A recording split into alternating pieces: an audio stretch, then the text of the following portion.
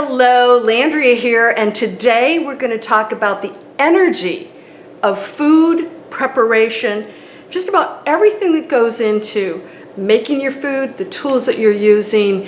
I'm going to share something with you because everything's energy and we want to do everything in a higher frequency. I'm just going to give you a few things today that I think will be a lot of fun, easy for you to switch over to if you're not already doing this, and really feel good about how you're preparing your food and what you're eating. You ready? Let's get going.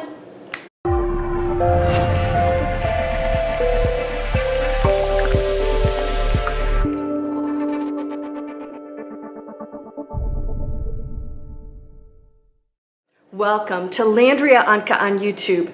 Healthy lifestyle. Actually, this is my lifestyle channel. We're gonna decorate, we're gonna talk about makeup and hair and cooking and all kinds of good stuff. How we're living our lives, because we can talk about spirituality all we want, and you probably know my channel where we discuss all of that, but how do we live those daily lives where we're making better choices? So today I'm just going to give you a few things, because since we've gone through a global challenge, I'm shooting this a couple months after we went into lockdown and we're actually back out again, but I don't want to go back to the way we were living. My farmer's stand at the end of the street is probably going to be a permanent fixture, and I plan on permanently going to visit my local farmer stand whenever I need things. It's all organic, it's coming from a positive energy. I'm supporting my local farmer, and it's really fun to see what they have, what's in season, instead of things that have been shipped and frozen from places that really don't hold a good energy. They're not treated well. So I'm going to talk to you right now. We're going to talk about hummus. I've been making my own crackers, which has been so much fun, and my own hummus. And you know, I'm thinking, how much do crackers and hummus cost? Well, if you look at what it costs for you to make it and control what goes into there, it's so much cheaper, and you can eat organically. So I'm going to show you a few things that I do. I'm not going to actually cook it with you today, but I'm just going to show you a few things. The first one is I use organic garbanzo beans. Now, I generally don't buy anything in cans, but in this case, I really have to in order to do this properly. So I get myself a nice big can of organic garbanzo beans. I then put them in a colander and I rinse them off. I put them in a pan, cover them with water, a little bit of oil, maybe a little bit of salt, and then I cook them. Now I blend them with, and I'll do this recipe for you, we'll have a separate video. I blend them with garlic, a little bit of olive oil, sea salt, cumin, paprika. You can make it a little bit of hot paprika if you want. You can even put red peppers in there if you want.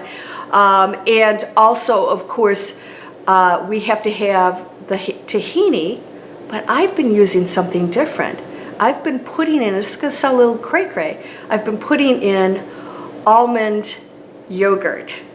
Of course, unflavored, right? Just straight. It has a little bit of a sour cream taste, but I'm putting that in instead of tahini. It gives it sort of a really creamy taste. So after I make it, I put it in my food processor, and of course I let it chill.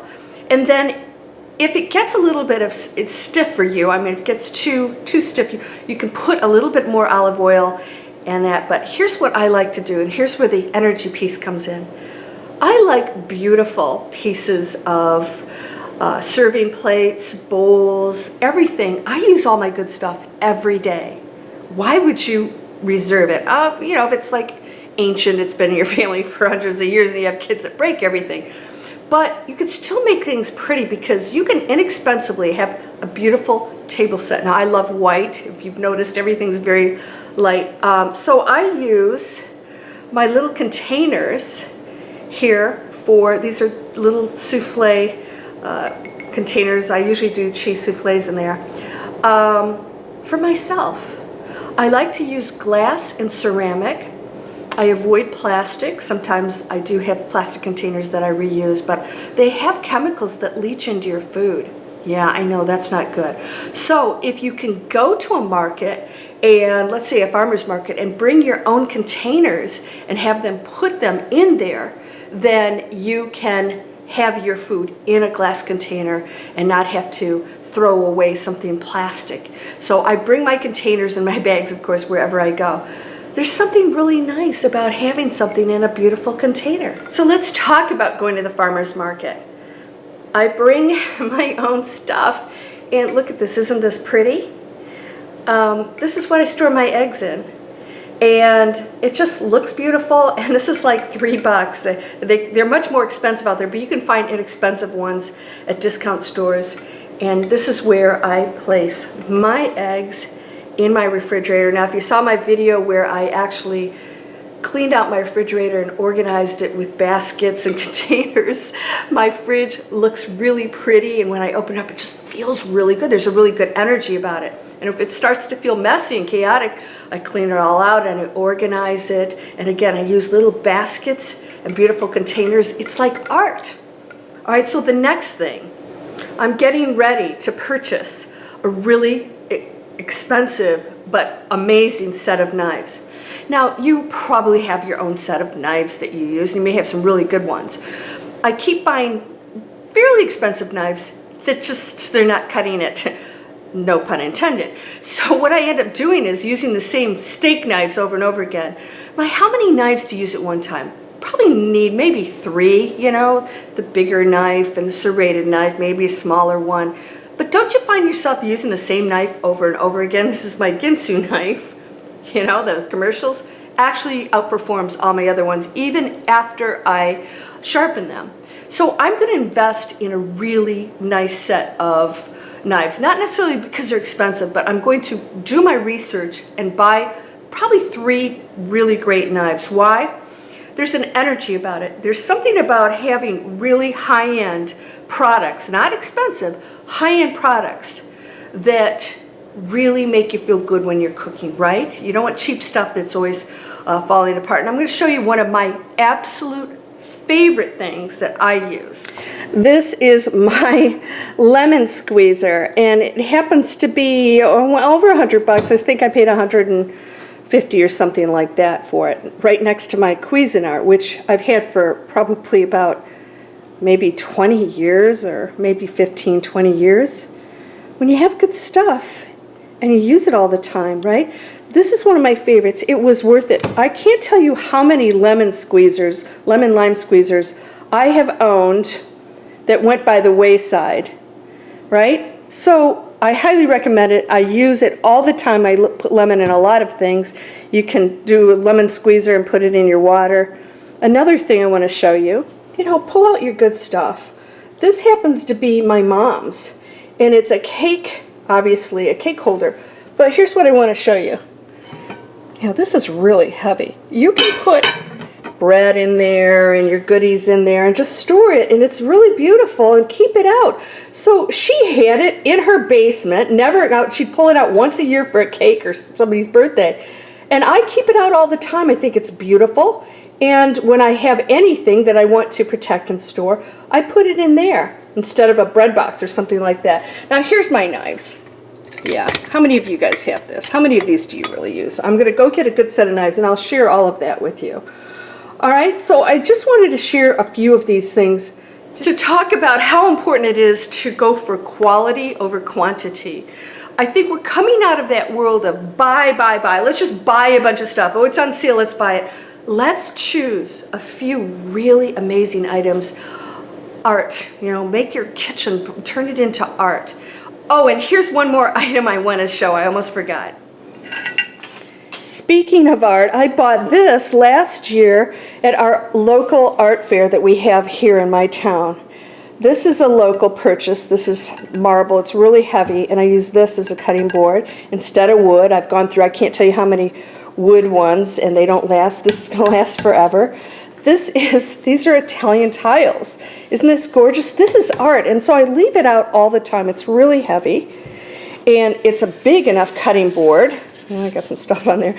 A big enough cutting board, but it's art, and it feels good, and it's beautiful. And when people come over, they notice it, and they get to enjoy it. And then I have this smaller cutting board. So I wanted to show you that I also have a display shelf that I have out. I have a little lamp on there, and this is a local art piece here that I love. Yes, it was expensive, but you only need one, right? You don't need a bunch of stuff. Also from a local, let's just say dealer, a little art dealer. It was only 30 bucks. I've got my Buddha head. Please, no comments on the Buddha head. It's just art. And so I have beautiful things on here that I display, right? Again, art. And then I have one over here. So I have collected, I got this at an antique store here in North Georgia. I love this.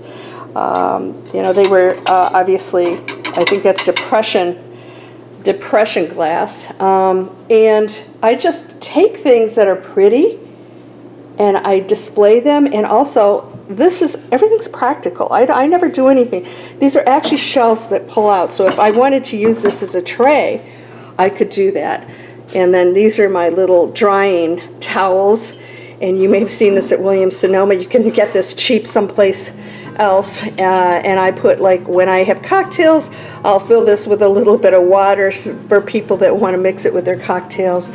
Put your stuff to good use. There's my tea towels right there, and serving plates, and a little bit of silverware. So there's so much more we can explore, but I want to just show you a little bit around with just a few things that I do that just feel really good. And everything that I have in my house is very carefully chosen. I don't just buy to buy, and I have done that before, and most of that is gone in a huge sale that I had when I moved into this new home. I realized how many beautiful items I had that I was not appreciating. Sold many and gave most of it away, and a lot of it was very expensive, but it's irrelevant. How much stuff can you have? It's actually a negative energy. You're accumulating things, and what's it doing? Nothing. Pull out the things that you really truly love. And if you get tired of something, or it's, you know, it's outdated to you, then sell it or donate it or give it to a friend who loves it, and then get another piece and put it in. And that's how we should be living our lives. Quality over quantity. Once again, you will actually save money. I spend more money at the farmer's market per item, but less money on groceries. Why? Because when it costs more and it's quality, you're going to be carefully selecting those items, right? Don't we do that? It's not just a impulse purchase anymore. It's like, okay, I don't really need a whole bag of lemons. I'll take 3 lemons. Start living your life like that. The energy is going to feel so good. You're going to appreciate absolutely everything. You're going to feel the beauty. The items you use, you're going to feel like really, you're a real chef in a kitchen, a quality kitchen with great items. And those things will last forever. So I'm going to I'll order my steak knives. I'll share that with you once I order them. And hopefully they're going to last me a very long time. I'm really looking forward to that. If you get excited about steak knives or cutting knives, hey, that's the way we should be grateful for everything, right? All right, so thank you for visiting, sending you blessings and positive energy for a healthy, wealthy, awakened lifestyle. Namaste.